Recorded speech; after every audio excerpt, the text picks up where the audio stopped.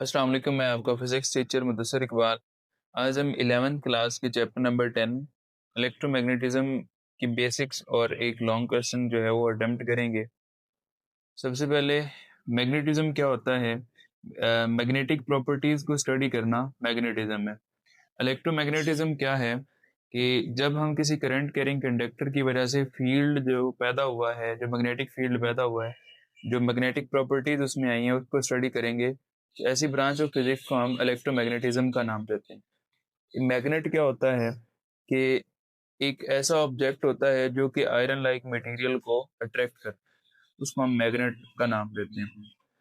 इस मैग्नेट के दो पोल्स होते हैं, एक को हम नॉर्थ पोल का नाम देते हैं और दूसरे को हम साउथ पोल का नाम देते हैं। जो कॉमनली यूज्ड हम करते हैं मैग्नेट, तो वो या तो बार मैग्नेट होता है या फिर हॉट शू मैग्नेट होता है।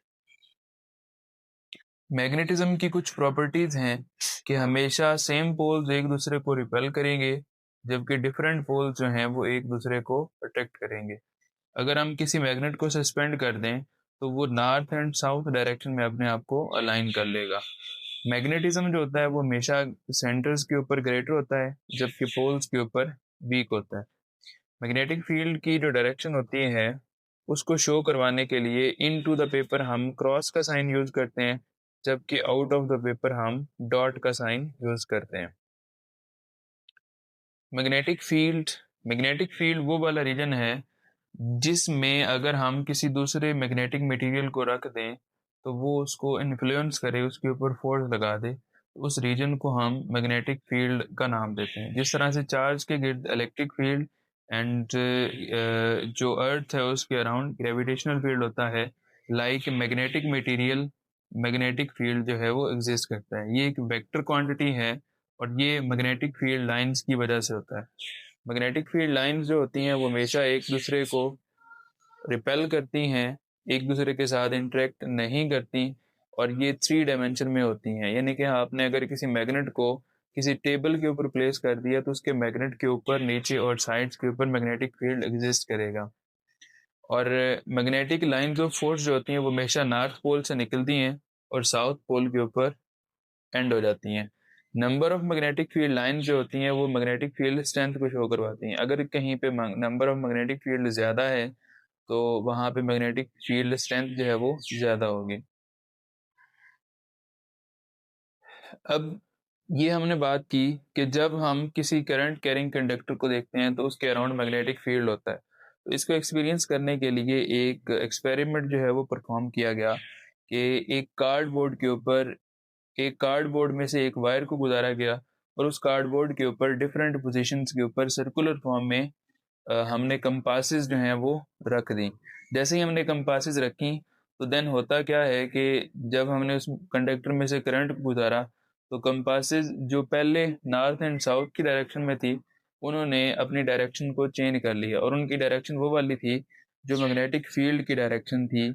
तो वो अगर हम नीडल्स ऑफ द कंपासेस को अलाइन कर दें आपस में तो वो एक सर्कुलर फॉर्म जो है वो क्रिएट कर रही थी। तो हमने वहाँ से ये बात सीखी कि जो magnetic field around a current carrying conductor होता है वो in the form of circles होता है, कंसेंट्रिक सर्कल्स बनाता है। अब नो करंट, तो कंपासेस की direction north and south, current flow कर रहा है तो along the tangent to the circle उनकी डायरेक्शन होगी। तो हम ये कह सकते हैं कि अलोंग द टेंजेंट हर पॉइंट के ऊपर सर्कुलर फॉर्म में मैग्नेटिक फील्ड की डायरेक्शन होती है। करंट को रिवर्स कर दें, कंपासेस ने रिवर्स किया, मतलब डायरेक्शन ऑफ मैग्नेटिक फील्ड भी चेंज होगी। Magnetic field is set up in surrounding of the wire, line of force of circular and depend upon direction of current. अगर हम डायरेक्शन ऑफ करंट रिवर्स करते हैं तो lines of जो होती हैं सर्कुलर फॉर्म में वो भी अपनी डायरेक्शन रिवर्स कर। Magnetic field lasts only as long as current in the circuit. जब तक करंट उसमें से फ्लो करेगा तो मैग्नेटिक फील्ड उसमें से गुजरता रहेगा, प्रोड्यूस होता रहेगा। जैसे ही हम करंट को ख़त्म करेंगे तो मैग्नेटिक फील्ड भी ख़त्म हो जाएगा। डायरेक्शन ऑफ मैग्नेटिक फील्ड को अगर हमने देखना हो तो राइट हैंड रूल जो है वो हमारी हेल्प करता है। राइट हैंड रूल क्या है कि हमने उस कंडक्टर को, करंट कैरिंग कंडक्टर को अपने हाथ में इस तरह से पकड़ना है कि हमारा thumb direction of in the direction of current हो। तो जिस तरफ हमारी कर्लिंग फिंगर्स होंगी तो वो डायरेक्शन होगी मैग्नेटिक फील्ड की। इसके बाद हमारा लॉन्ग क्वेश्चन है magnetic force on a current carrying conductor in an external magnetic field. सबसे पहली बात तो ये है कि जब भी हम किसी करंट कैरिंग कंडक्टर को एक्सटर्नल मैग्नेटिक फील्ड में प्लेस करते हैं तो उसके ऊपर फोर्स लगती है। अब हम क्या करते हैं कि करंट आई को जब हमने एक्सटर्नल मैग्नेटिक फील्ड बी में रखा तो दोनों फील्ड जो हैं वो एक दूसरे के साथ इंटरेक्ट करते हैं। तो इंटरेक्शन की वजह से एक साइड के ऊपर जो फील्ड है वो स्ट्रॉन्गर हो जाएगा, जबकि दूसरी साइड के ऊपर फील्ड जो है वो वीकर हो जाएगा। तो स्ट्रॉन्गर से वीकर फील्ड की तरफ कंडक्टर के ऊपर फोर्स लगेगी, जिसको हम मैग्नेटिक फोर्स का नाम देंगे। अब इस मैग्नेटिक फोर्स की जो वैल्यू है, जो मैग्नीट्यूड है, वो फोर्स 4 पैरामीटर्स के ऊपर डिपेंड करती है। उन 4 पैरामीटर को डिस्कस करने के पहले पहले हम अपने सेटअप को एक्सप्लेन करते हैं कि किस सेटअप में हमने इसको एक्सप्लेन किया। हमने दो कंडक्टिंग रेल्स ली, उनको फिक्स कर दिया और उसके ऊपर प्लेस किया एक एल लेंथ के रॉड को। इस एल लेंथ के रॉड को जब हमने प्लेस किया तो हमने इस चीज़ का ख्याल रखना है कि ये मूवेबल है, यानी कि उन रेल्स के ऊपर ये मूव कर सकता हो, फिक्स नहीं होना चाहिए। जो कंडक्टिंग रेल्स हैं उनको हमने एक बैटरी के साथ जोड़ दिया। जब हम करंट इसमें से गुजारेंगे, इस कंडक्टिंग रॉड के ऊपर मैग्नेटिक फील्ड प्रोड्यूस हो जाएगा। अब जितना करंट ज़्यादा होगा, दोनों फील्ड इंटरेक्ट ज़्यादा करेंगे, तो करंट मतलब ज़्यादा, तो फील्ड इंटरेक्ट ज़्यादा, तो उससे फोर्स भी क्या लगेगी, ज़्यादा लगेगी। तो magnitude of force is directly proportional to the current. अब दूसरी बात यह है कि जब हम लेंथ ऑफ द कंडक्टर ज़्यादा करेंगे, उससे इंटरेक्शन ऑफ द फील्ड की जो पॉसिबिलिटी है वो ज़्यादा हो जाएगी, अगेन से फोर्स भी ज़्यादा लगेगी। तो हम ये कह सकते हैं कि magnitude of the force is directly proportional to the length of the conductor. अगर हम एक्सटर्नल मैग्नेटिक फील्ड को, जो कि हमने प्रोवाइड किया एक हॉर्स शू मैग्नेट की मदद से, तो उसको अगर हम ज़्यादा कर देते हैं तो interaction of the field again से ज़्यादा हो जाएगा, उससे फोर्स भी क्या हो जाएगी, ज़्यादा हो जाएगी। और हम ये कह सकते हैं कि बी ज़्यादा, उससे फोर्स भी क्या हो जाएगी, ज़्यादा। तीसरी चीज़ है sine of alpha. Sine of alpha, alpha यहाँ पे एंगल है between the conductor and field. अब कंडक्टर के दरमियान और फील्ड के दरमियान एंगल हमने कैसे लेना है, कंडक्टर की वो वाली डायरेक्शन होगी, लेंथ की डायरेक्शन वो वाली होगी जिस तरफ करंट फ्लो कर रहा है। तो करंट फ्लो करते हुए कंडक्टर और फील्ड के दरमियान में एंगल जितना ज़्यादा होगा, तो उतनी फोर्स भी क्या होगी, ज़्यादा होगी। मैक्सिमम वैल्यू ऑफ द जो हमारे पास है वो हमें 90 डिग्री के ऊपर मिलती है। केसेस हम डिस्कस करते हैं। अब हमने यहाँ से ये सीखा कि फोर्स जो है वो 4 factors, current, magnetic field strength, length of the conductor and sine of alpha के साथ डायरेक्ट रिलेशन में है। इन 4 फैक्टर्स को हमने कंबाइन किया तो फोर्स जो है वो डायरेक्टली प्रोपोर्शनल आई। प्रोपोर्शनल साइन को हम खत्म करते हैं तो F is equals to K I L B sine of alpha. यहाँ पे k की वैल्यू जो है वो 1 होती है, तो then magnitude of force is f is equal to I L B sine of alpha. इसको हम वेक्टर फॉर्म में लिखें क्योंकि फोर्स एक वेक्टर क्वांटिटी है, तो f is equals to I L B sine of alpha, n unit vector आ जाएगा। एन यूनिट वेक्टर यहाँ पे डायरेक्शन ऑफ फोर्स जो है उसको रिप्रेजेंट करेगा।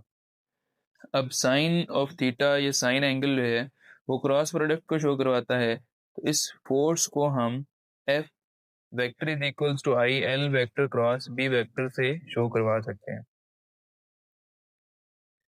ये हमारे पास एक एमसीक्यू या शॉर्ट क्वेश्चन के ऊपर आता है कि अगर हमारे पास दो कंडक्टिंग वायर्स हों, उनमें से करंट जो है वो सेम डायरेक्शन में जा रहा हो, तो वो अट्रैक्ट करेंगी या रिपेल करेंगी। तो हमेशा याद रखिएगा सेम डायरेक्शन ऑफ करंट में जो वायर्स हैं वो एक दूसरे को अट्रैक्ट करेंगी, जबकि अपोजिट डायरेक्शन ऑफ करंट होगी तो वो एक दूसरे को रिपेल करेंगे। अब डिफरेंट केसेस हैं कि कब जो है वो फील्ड की वजह से जो फोर्स है वो मैक्सिमम होगी और कब मिनिमम होगी। अगर हम ये कहते हैं कि कंडक्टर और फील्ड के दरमियान एंगल 0 डिग्री है, तो साइन 0 0, देन फोर्स भी क्या हो जाएगी, 0। इसी तरह से हम रॉड को फील्ड के एंटी पैरेलल प्लेस करते हैं, तो साइन 180 0, तो उससे भी क्या हो जाएगी, फोर्स जो है वो 0 हमें मिलेगी। अगर हम इसी कंडक्टर को फील्ड के परपेंडिकुलर प्लेस कर दें, कंडक्टर की अगेंस्ट से मैं बता रहा हूँ कि डायरेक्शन वो वाली लेनी है जिस तरफ करंट फ्लो कर रहा हूँ, तो देन फील्ड और कंडक्टर के दरमियान जो एंगल बनेगा वो 90 डिग्री होगा और फोर्स जो है वो मैक्सिमम हमें मिलेगी, क्योंकि साइन ऑफ 90 1 होता है। तो जब साइन की वैल्यू मैक्सिमम होगी तो फोर्स की वैल्यू भी मैक्सिमम होगी for a given current length and magnetic field. अब किसी खास एंगल थीटा के ऊपर जो मैग्नीट्यूड ऑफ फोर्स है वो I L B sine of alpha होगी। अब नेक्स्ट हमने ये बात की थी कि जो फोर्स है वो एक वेक्टर क्वांटिटी है, तो उसको हम उसकी डायरेक्शन को हम कैसे जो है वो मेजर कर सकते हैं। तो डायरेक्शन ऑफ फोर्स जो है वो हम राइट हैंड पाम रूल से जो है वो एक्सप्लेन कर सकते हैं। राइट हैंड पाम रूल हमें ये कहता है कि आपने अपने हाथ को ऐसे फैलाना है कि जो आपका थंब है वो in the direction of current हो, जो आपकी फिंगर्स हैं, स्ट्रेट फिंगर्स हैं, वो in the direction of field हों। तो जो जिस तरफ आपकी हथेली होगी उस तरफ फोर्स लगेगी। तो ये हमारे पास राइट हैंड पाम रूल है। इसकी डायरेक्शन को लेने के लिए आप क्रॉस प्रोडक्ट जैसा राइट हैंड रूल जो है वो भी यूज कर सकते हैं। आपने जिस तरफ करंट फ्लो कर रहा है उस तरफ उससे फील्ड की तरफ अपने फिंगर्स को कर्ल करना है, तो जिस तरफ डायरेक्शन होगी थंब की आपने उस तरफ डायरेक्शन ऑफ फोर्स कंसीडर करनी है। मैग्नेटिक इंडक्शन इसकी वो वाली वैल्यू है जो कि 1 मीटर लेंथ के ऊपर जब 1 एम्पेयर करंट को हम राइट एंगल के ऊपर प्लेस करें तो लगती है, तो उस फोर्स को हम मैग्नेटिक इंडक्शन या मैग्नेटिक फील्ड स्ट्रेंथ का नाम देते हैं। इसको हम बी से डिनोट करते हैं और इसका यूनिट जो है वो टेस्ला है। 1 टेस्ला जो है वो Newton per ampere per metre के इक्वल होता है। और टेस्ला को हम डिफाइन करने के लिए ये कह सकते हैं कि अगर हमारे पास 1 एम्पेयर करंट फ्लो करे 1 मीटर लेंथ वाले कंडक्टर में से, जबकि उसको हमने 90 एंगल के ऊपर प्लेस किया हो इन द फील्ड, तो उसकी वजह इस करंट की वजह से जो फोर्स लगी वो 1 न्यूटन लगी। तो जो जितनी मैग्नेटिक फील्ड स्ट्रेंथ होगी उसको हम 1 टेस्ला का नाम देंगे। यानी कि एक्सपेरिमेंट को अंडरस्टैंड करने के लिए हमने ये सेटअप क्रिएट किया जिसमें हमने एक हॉर्स मैग्नेट लिया और उसके अंदर 2 कंडक्टिंग रेल्स के ऊपर एक मूविंग कंडक्टर जो है वो हमने प्लेस किया और उसको हमने तो एक बैटरी के साथ थ्रू स्विच अटैच कर दिया। अब हम जैसे स्विच को ऑन करते हैं, स्विच ऑन होने की वजह से कंडक्टर में से करंट फ्लो करेगा और करंट की वजह से वो मूव करना शुरू हो जाएगा। ये कन्वेंशनल करंट जो है वो मूव कर रहा है थ्रू द कंडक्टर और उसकी वजह से उसके around magnetic field external magnetic field के साथ इंटरेक्ट करेगा और due to the interaction of the field force experience होगी ऑन द कंडक्टर और उस फोर्स के ज़रिए से ये मूव करेगा। अब ये हमारे पास ए बी रॉड है जिसकी लेंथ एल है। इसके ऊपर डायरेक्शन ऑफ फोर्स जो है वो डिटरमिन करने के लिए हम राइट हैंड रूल जो है वो लगाएंगे।